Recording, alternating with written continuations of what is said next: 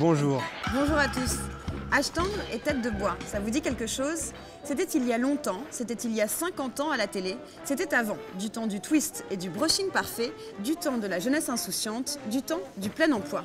C'était avant la crise, c'était avant les crises. Aujourd'hui, le temps de l'âge tendre, c'est fini, terminé, oublié. Et à écouter ce qu'on nous raconte, personne n'aurait envie d'avoir 20 ans en 2013. On en vient à notre enquête sur la jeunesse française. À 20 ans à peine, ils se disent déjà désabusés. Les images violentes rendent-elles les jeunes plus violents? Des jeunes qui abîment leur cerveau et grèvent leur avenir. Génération fourre-tout et son contraire, cette émission elle est pour vous, elle est pour nous, les étudiants cravateux, tatoués, les chemises à carreaux, les bagarreurs, les bien rasés, les buveurs de bière, les fils de... Un magazine qui est aussi pour les jeunes de tous les âges. En bref, un magazine pour ceux que notre avenir et notre avis intéressent. Première question, c'est quoi être jeune? Alors pour moi, être jeune, ce serait en fait vivre dans la galère et en même temps être heureux de ça. On démarre notre carrière professionnelle, on a des envies, on a encore des raisons de rêver, d'espérer, de vouloir faire ce qu'on veut. Et voilà, c'est plus un état d'esprit, je pense. Alors la jeunesse, je dirais que c'est l'envie d'avenir, mais aussi avec un peu la crainte de ne pas savoir ce qui va se passer. Quand j'ai dépassé les 23 ans, c'était assez dur. C'était c'est la limite. Tu vois. Et encore, t'as pas passé le cap des 25 ans. La préoccupation majeure de la jeunesse, c'est de ne pas en avoir, c'est d'être un peu tranquille. Quand on n'a pas encore un travail ou quand on n'est pas installé, comme on dit, on n'est pas encore complètement adulte, je pense. On a une petite part, en fait, qui est adulte et puis après, je pense qu'on est un peu foufou. Enfin, moi, je suis comme ça, en tout cas. Si être jeune, c'est galérer dans la vie, enchaîner des stages, des promesses, de CDD, de CDI. Alors dans ce cas-là, je me sens absolument jeune. La question centrale aujourd'hui, c'est donc le travail. C'est de cela dont on va parler dans ce premier magazine. Et le problème du travail, c'est d'en trouver. Car non seulement il n'y en a pas, ça c'est pas nouveau, et quand une place se libère, il faut être le meilleur, correspondre parfaitement aux attentes. Et là, vous allez le voir, ce n'est pas si simple. Parce qu'au fond, ils veulent quoi, les recruteurs? Tout. Un candidat sérieux mais détendu, jeune mais avec de l'expérience, bilingue, trilingue, couteau suisse, débrouillard, connecté, super connecté. Sophie Lévy dresse sous toutes les coutures le portrait improbable du candidat idéal.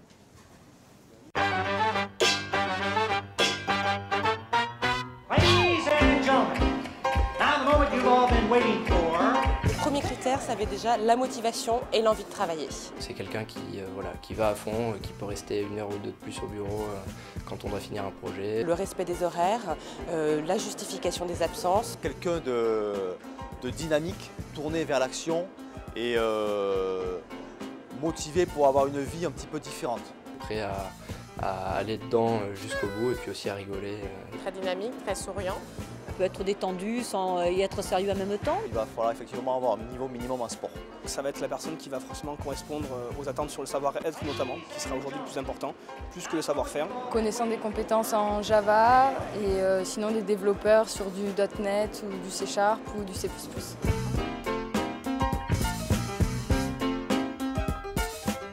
Il faut vraiment être connecté pour réussir, il ne faut pas être connecté n'importe comment. Idéalement avec au moins 2 ans d'expérience.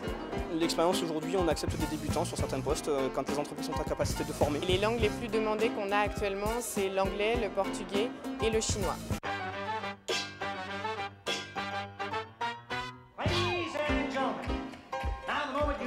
Pas débraillé, pas un jean troué, bien rasé pour les hommes. On accepte du jean basket jusqu'au costume. Un jean de couleur foncée peut tout à fait convenir. On peut avoir les cheveux longs, mais il faut les attacher, bien cachés. On peut avoir des piercings, mais il faut les cacher. Les boucles d'oreilles, mais il faut les enlever. Voilà. Non, les tatouages, ça ne nous dérange pas du tout. Le mot d'ordre, c'est de s'adapter à votre entreprise et au poste sur lequel vous candidatez.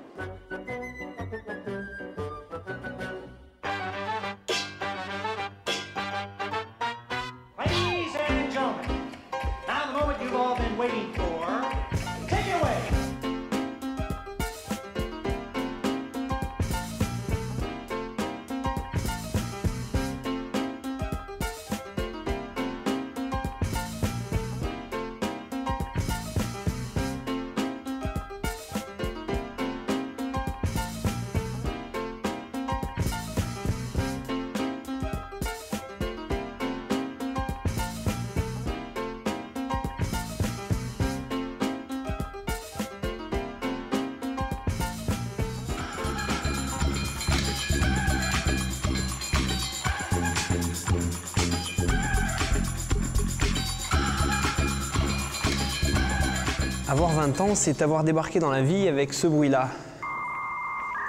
C'était le sésame pour 20 minutes de connexion sur Internet et pas une seconde de plus. Vous vous souvenez, au milieu des années 1990, l'Internet débarquait dans les foyers de France. En 1996, le prix de l'abonnement était de 120 francs par mois. En 2001, 20% de la population en France utilisait Internet. 10 ans plus tard, c'est 80%. Voilà le domaine où nous, les jeunes, avons le bénéfice de l'âge. Internet, c'est devenu notre deuxième vie, le prolongement de nous-mêmes. Oui Alix, on nous appelle génération Y. Y comme la forme de nos écouteurs. Y comme Why en anglais. Why ça veut dire pourquoi. Parce que nous sommes la première génération qui, aux questions qu'elle se pose, peut obtenir une réponse instantanée. Et ça c'est une mutation majeure. Internet a changé notre manière de penser, notre manière d'être. Aujourd'hui, de la place de cinéma à la rencontre d'un soir, tout passe par le clavier. On est né en même temps, on vit dedans, on travaille avec. Sur le web, il y a des offres d'emploi, des réseaux sociaux pro. Il y a aussi ce grand partage d'informations, de fichiers, d'argent même. Manon Barthélémy, Julian Collins, Sophie Lévy et Laetitia Volga ont décidé d'explorer derrière ces écrans ces relations tout aussi virtuelles que professionnelles.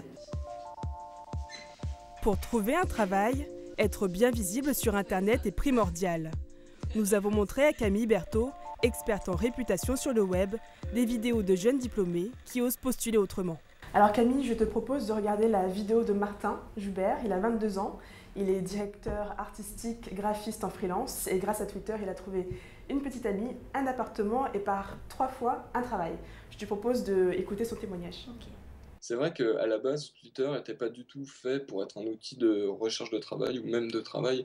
Et du coup, entre deux tweets, je peux très bien dire allez voir la nouvelle interface de ce site ou ce site vient de gagner un prix, je le trouve vraiment bien. Et je peux faire une blague sur Nadine Morano entre les deux. J'ai commencé à 18-19 ans, une année après le bac à peu près, à faire ce métier. Donc dès le début, il a fallu que je dise « Hey, je suis là, recrutez-moi, etc. » Et le seul moyen que j'avais, c'était par Internet parce que déjà, j'avais pas le culot d'aller voir toutes les agences de Paris en disant « Recrutez-moi, j'ai pas fait d'études, je suis personne.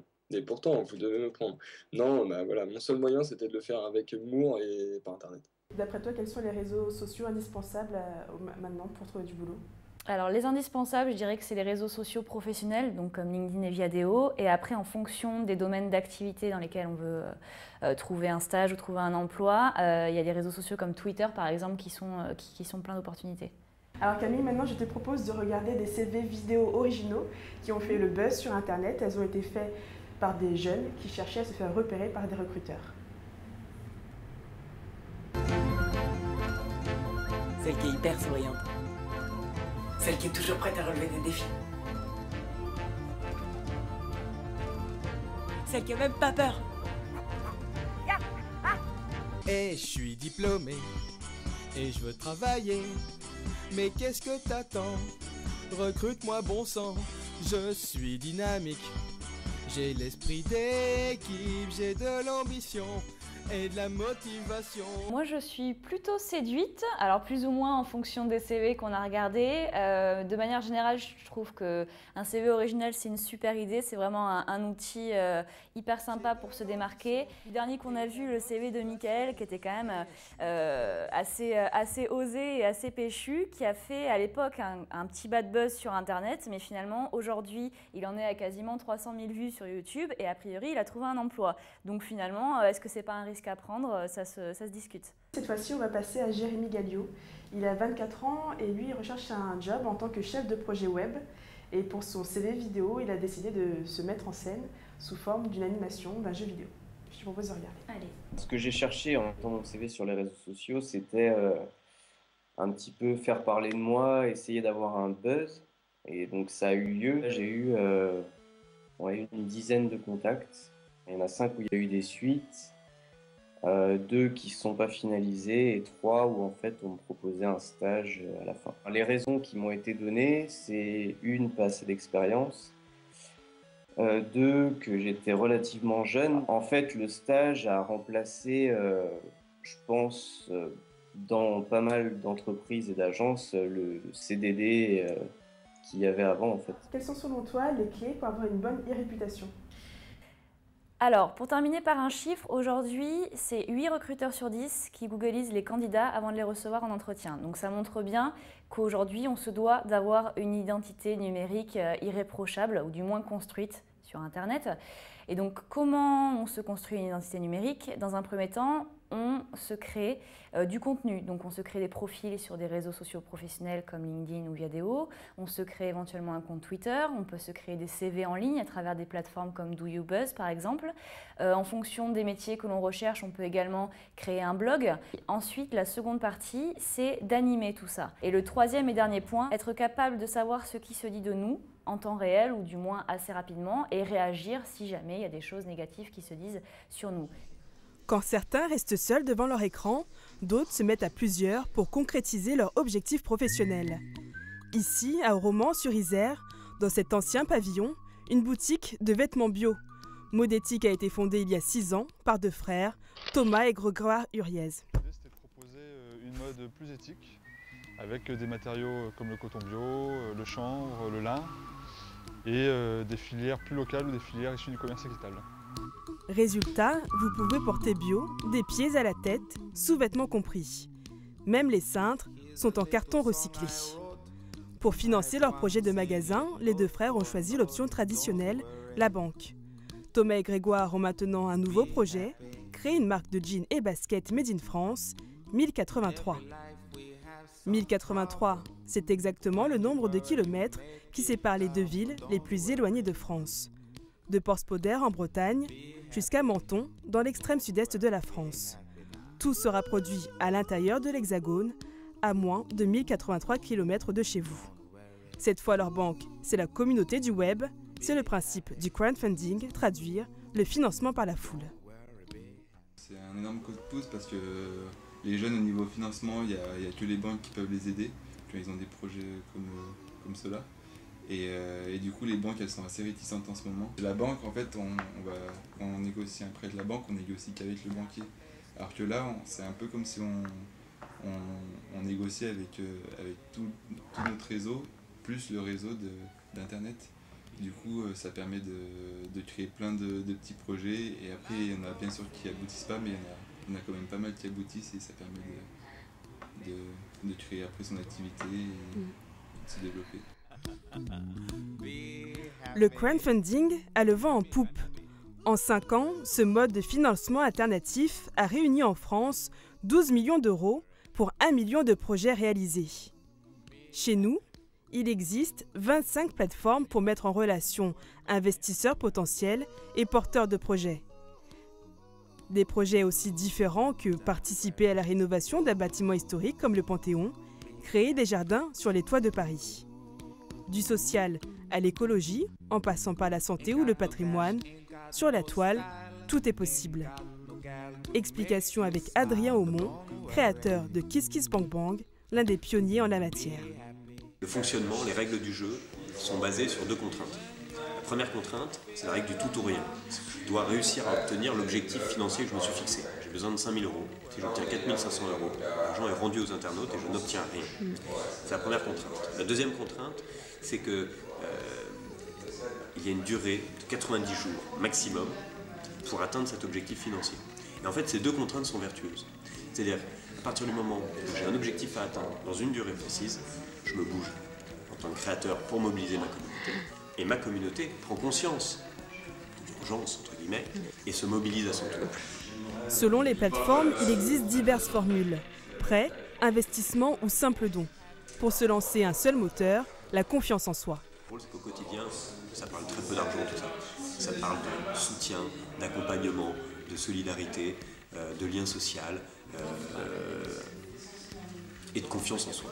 Parce que à partir du moment où on met son projet sur KissKissBankBang, c'est le démarrage du projet. C'est le moment où il existe et on ne peut plus faire machine arrière. Il faut qu'on aille jusqu'au bout. Et donc, d'une certaine manière, plus qu'une machine à solidarité, même si ça peut être le cas en bout de course, c'est une machine à confiance en soi. Thomas compte un par un ses nouveaux donateurs, quitte à virer à l'obsession. Là, c'est la carte de France avec l'ensemble des précommandes de 1083. On a essayé de les placer en fonction de leurs codes postaux, les 100 premières précommandes, pour savoir un peu d'où venaient les précommandes. Et on s'est aperçu avec surprise que ça venait pas du tout uniquement de la région Rhône-Alpes, de Romans, de Grenoble, mais bien de toute la France. Par jour, tu vas sur internet pour voir où ça en est sur Ulule? Oh, une dizaine. Je confesse une dizaine de fois. Toutes les demi-heures, quoi? Ouais, à peu près. Ça fait peut-être même plus qu'une dizaine de fois, alors. Exact. 48 fois exactement. J'en dors pas. Allez directement à la case Pôle emploi. Ne passez pas par la case départ. Ne touchez pas 200 €. Ça, c'est un peu le gimmick de notre génération. Un jeune sur 4 pointe au chômage. Le taux de chômage des 15-24 ans est 2 fois supérieur à celui de l'ensemble de la population. C'est 25,7% au dernier comptage. Record absolu. Il se passe en moyenne 5 ans pour un jeune entre la fin de sa formation et la signature du sacro-saint CDI. 5 ans pour le jackpot. Alors imaginez le jeu de massacre lorsque l'on n'a que peu de diplômes et que l'on sort d'un quartier difficile.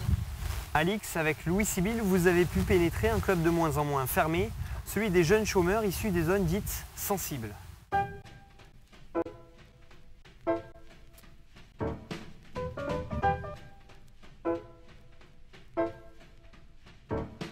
I've made a few moves now and people think I got fame. And when I say that I'm broke, they look at me like I'm strange. I celebrate with the crack cup and cheap champagne, spitting names of all you industry hoes up in the game. Stab me in the back of the neck, so I won't mic check. Pussy rapper looking around for some respect. Well, let's reflect then and see the issues or I diss you. And no one's gonna notice cause no one's Ce que je vous propose, on va commencer comme on fait d'habitude, c'est-à-dire on va se faire un rapide tour de table.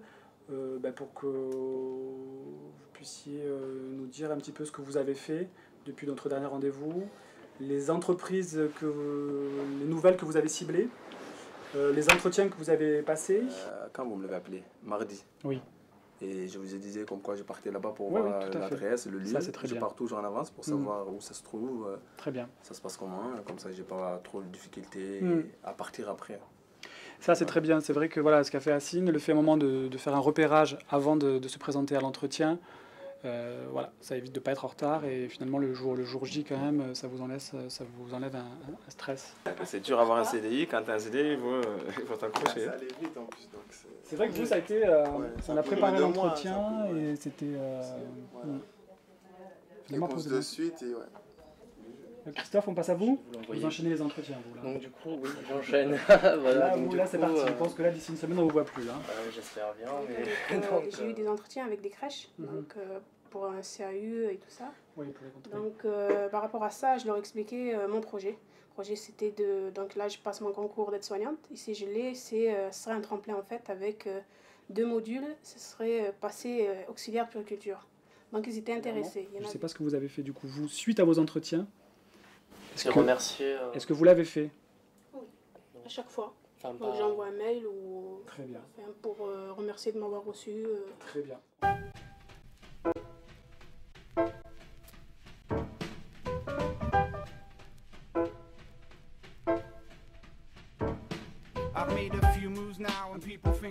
Donc à partir du moment où moi je suis rentrée au club, et c'est dans les 2 semaines, j'ai vu déjà, c'était à fond, c'était... revoir le CV, il était mal fait, c'était apprendre à s'exprimer, à aller voir les entreprises. Donc déjà on voyait, ça marchait. En tout cas moi, c'est par rapport au club, ça a très bien marché. C'est une sorte de privilège. C'est vrai que c'est un peu comme vous l'avez dit, un VIP. C'est vrai que c'est fermé, mais c'est voilà. Donc voilà, mais c'est un privilège, je pense. Privilège jeune chômeur. Moi personnellement, je d'être chômeur, non, quand même pas. C'est pas un privilège. Mais c'est le club jeune de chercheur d'emploi. Donc, mais déjà l'idée de ne pas être seul dans le chômage justement. I've made a few moves now and people think I got fame. And when I say that I'm broke, they look at me like I'm strange. I celebrate with the crack cup. Je pense que si le jeune est motivé, si on est motivé, on peut avoir sa chance. Après, c'est vrai, il y a des victimes. Il y a des victimes, c'est même vrai. que des fois, on voit des patrons, ils nous disent vous habitez où dans un quartier? Est-ce que c'est pas un quartier dangereux? Est-ce que c'est pas un quartier dangereux? On n'est pas dans ça, on est dans notre travail. Et ça, après, c'est vrai, c'est un truc qui se méfie. Et des fois, ils voient notre tête, ils disent ah, c'est quoi ça?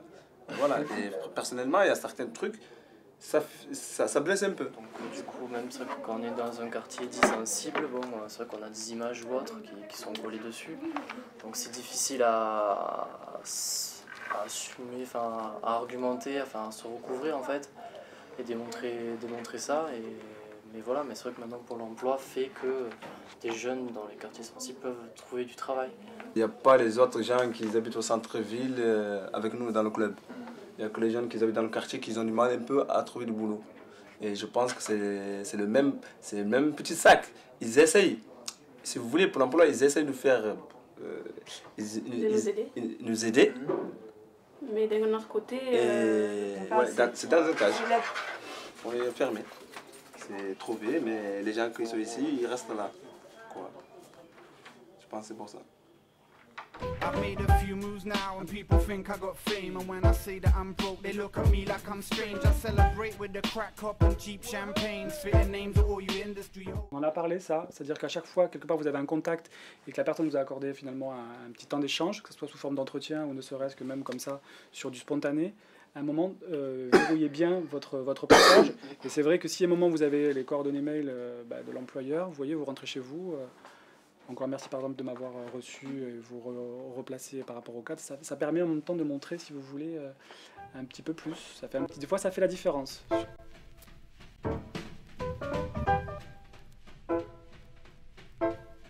Difficile aujourd'hui d'échapper à la masse. Il faut se fondre, se ranger dans une case, un statut, un groupe, une tribu. Punk, geek, bobo, nerd, hipster, gangsta. Autant de catégories que vous connaissez peut-être, mais celle-là, les NEET, sûrement pas. Explication sur une catégorie hors catégorie avec Manon Barthélémy. Finalement, les NEET, c'est un peu un genre de case où l'on a rangé tous ces jeunes qui ne sont ni étudiants, ni employés, ni en formation. Alors comment ces derniers vivent-ils? Avec une aide familiale pour certains, avec plus de difficultés pour d'autres. En tout cas, tout cela sont hors cadre, coupés du système, invisibles. Ce sont les NEET, Not in Education Employment Training, un acronyme anglais né à la fin des années 90. En France, le NEET ne sait pas qu'il est NEET. Le terme est très peu utilisé, contrairement au Japon. Au Japon, les NEET se revendiquent NEET, alternatifs. Ils ont quitté le système et ont fini par baisser les bras. Les NEET japonais sont politisés et d'une certaine manière organisés sur les réseaux sociaux et ailleurs. Et c'est là le contraste majeur avec les NEET français. En France, ces jeunes sont isolés. Le terme que l'on utilise le plus souvent pour en parler est celui de décrocheur. Selon Éric Charbonnier, analyste à l'OCDE, le système français deviendrait carrément une machine à produire du NEET, du décrocheur. Le phénomène des NEET en France, il y a un problème. Quand on regarde juste les jeunes, la proportion de jeunes, par exemple, en 15 à 19 ans qui sont en dehors du système d'éducation, il n'y en a que 11%. Donc on peut dire, même par rapport à la moyenne des pays de l'OCDE, ce n'est pas si alarmant. Mais quand on regarde l'employabilité de ces jeunes, on constate que 3 sur 4 sont inactifs ou au chômage. Ce chômage qu'on observe chez les 15-19 ans est quelque chose de persistant. Entre 20 et 24 ans, entre 25 et 29 ans, il y a une proportion de jeunes qui sont sans diplôme et qui sont dans une situation de précarité. L'Eurofound, l'agence de recherche de l'Union européenne, est allée jusqu'à créer un portrait robot du NEET, pour le moins saisissant, dans lequel les personnes sont stigmatisées. Si vous êtes issu de l'immigration, vous avez jusqu'à 70% de chances en plus d'être un NEET. Si vous êtes handicapé, c'est 40% de chances en plus. Le pire, c'est sûrement la conclusion de cette étude de l'Eurofound, du chiffre et encore du chiffre, c'est ce qui abonde dans ce rapport. Il faut aider ces jeunes en France et en Europe à se remettre en selle, mais peut-on réellement le faire d'une tour d'ivoire bruxelloise? Peu probable. Il faudrait une politique de terrain, un travail de proximité. Écoutons les solutions d'Éric Charbonnier. Il y a 2 grands niveaux pour mettre en place des choses. Le premier niveau, c'est changer le fonctionnement du système d'éducation qui est basé sur le redoublement. Aujourd'hui, on les fait redoubler alors qu'on ne gère pas leurs difficultés, qu'on ne les oriente pas vers des filières qui seraient plus en adéquation avec leurs compétences. Donc ça, c'est vraiment le premier élément. Le deuxième élément, il faut faire en sorte de se créer des programmes de seconde chance. Ceux qui décrochent se retrouvent un petit peu livrés à eux-mêmes. Ils ne sont pas acceptés par les entreprises et ils n'ont pas cette possibilité de revenir dans le système d'éducation, alors que dans les pays nordiques, au Portugal, au Royaume-Uni, il y a eu tout un ensemble de mesures pour permettre à ces décrocheurs de revenir dans le système d'éducation. Et parce que les super experts de l'OCDE ne s'étaient pas penchés sur son cas, Nathanaël Rouas a décidé de nommer sa propre catégorie, celle des chômeurs qui prennent le temps de ne rien faire. Profiteurs pour les uns, malins pour les autres, ils sont un peu bobos, un peu chômeurs, on les appelle les baumeurs. Voici la journée type de l'un d'entre eux. Le travail, c'est la santé. Rien faire, c'est la conserver. Les prisonniers du boulot font pas de vieux os.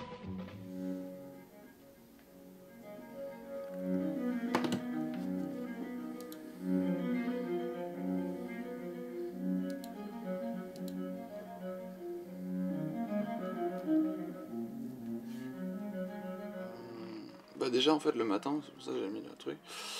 Là je vais regarder les buts qu'il y a eu, les buts que Bordeaux a marqués, parce qu'en fait Bordeaux a gagné hier, ce qui est absolument dingue. Déjà qu'ils marquent un but au moins, déjà c'est fou. Qu'ils en marquent 4, c'était complètement fou. Donc en fait je vais regarder ça, par curiosité. Ensuite après je pensais écouter du bac. J'ai aucune obligation quoi. Je sais pas où j'ai mis le café en vin. Mais je préfère quand même le café en vin. Quand j'ai le temps, je fais bon. En fait, c'est vrai que j'ai le temps parce qu'évidemment, quand on est chômeur. Alors en fait, avec mes amis, on dit qu'on est chômeur PDG. Voilà, c'est assez drôle, c'est vrai que c'est pas mal. En fait, ça fait. Putain, je cherche quelque chose depuis tout à l'heure. En fait, c'est mieux de dire chômeur PDG, socialement, c'est intéressant. Il y a un moment où on se dit, ben voilà, c'est cool.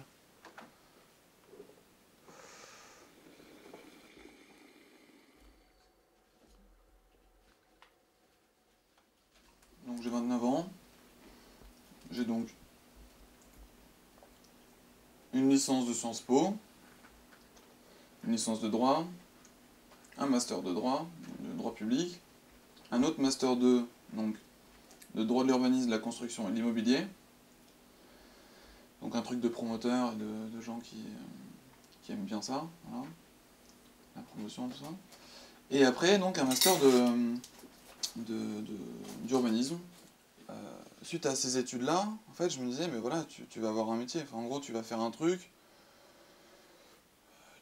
important. En fait, moi, j'ai une prof, donc la directrice du master, enfin pas du master, de la licence que j'ai fait Sciences Po droit, là, qui était dingue parce que elle disait, ben voilà, en gros, vous allez être les élites de la société. En gros, c'est vous qui allez diriger le monde. En gros. Bon, moi, ça m'a fait beaucoup rire. Ça donne un sentiment de puissance qui est relativement intéressant. Je trouve ça dingue, on peut dire ça. Et tu diriges le monde aujourd'hui ou pas? Non. Enfin, ça dépend, quand je joue à la console, oui, je dirige un monde dingue. Prenez le contrôle de nouvelles terres et enrichissez-vous par le commerce. Voilà, un joueur, donc hop.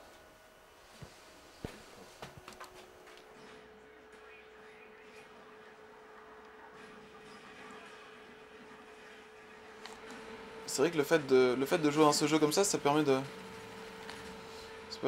comment dire...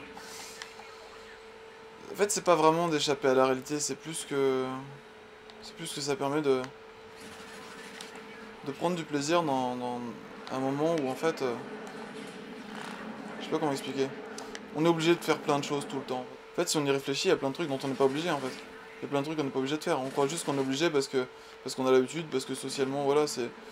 Comment dire, c'est ce qu'on fait quoi. Comme travailler Comme travailler, sauf que travailler ça se justifie. Ça justifie dans la mesure où il y a des raisons financières.